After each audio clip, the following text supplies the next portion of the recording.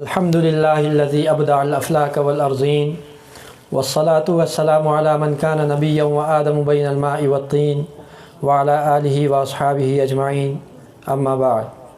حدیث شریف میں جیسا کہ آتا ہے کہ الحب للہ والبغض للہ فقد استکمل الایمان، کہ اگر آپ کسی سے اللہ کے لیے محبت کرتے ہیں اور اگر آپ کسی سے اللہ کے لیے نفرت کرتے ہیں تو آپ اپنے ایمان کی تکمیل کر لیتے ہیں۔ تو آج یہاں پر پیش کیا گیا اس کا خلاصہ یہ ہے کہ ہم فدایان ختم نبوت سے محبت کریں اور دشمنان ختم نبوت سے بغض و عداوت رکھیں۔ میں صحافت کا ادنا ایک طالب علم ہوں، مبتدی طالب علم ہوں، تو ہمارے سامنے اکثر اس طرح کے سوالات آتے ہیں۔ گزشتہ دنوں ایک انٹرویو میں میرے ایک دوست نے مجھ سے بھی یہ سوال پوچھا تھا کہ کیا قادیانیوں کو ہم انسانی حقوق بھی فراہم کرنے کے لیے تیار نہیں ہوتے، اس کی کیا وجہ ہے، کیا ہم ان کو انسان بھی نہ سمجھے؟ تو میں نے ان سے کہا تھا کہ اگر وہ انسان کے بچے بن کر آ جائیں تو ہم ان کو انسانی حقوق فراہم کریں گے، لیکن وہ چونکہ ہمارے آئین کے باغی ہیں اور وہ ہمارے ختم نبوت کے اوپر ڈاکہ ڈالتے ہیں، لہٰذا وہ کسی بھی صورت میں انسانی حقوق ان کو فراہم کرنے کے وہ روادار نہیں ہیں۔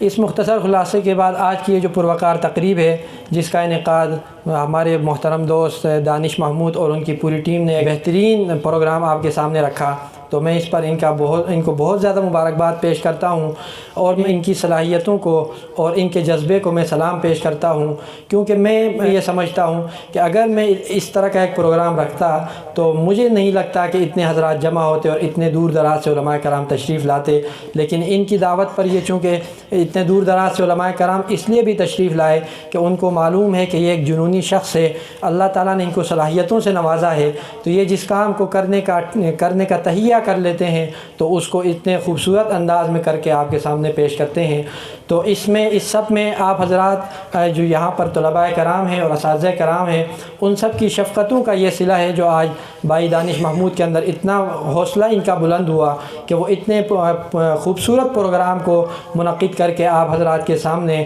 عقیدہ ختم نبوت کے تحفظ کے لیے کام کر رہے ہیں۔ ہماری دعا ہے کہ اللہ تعالیٰ یہ اسی طرح سے اس پروگرام کو آگے بڑھائیں اور اسی طرح سے وہ دن رات محنت کر کے عقیدہ ختم نبوت کے تحفظ کے لیے اپنا کردار ادا کر سکیں۔ میں آپ تمام حضرات کا بھی شکریہ ادا کرتا ہوں۔ اللہ تعالیٰ ہم سب کو عقیدہ ختم نبوت کے تحفظ کے لیے کام کرنے کی توفیق عطا فرمائے۔ وما علینا الا البلاغ المبین۔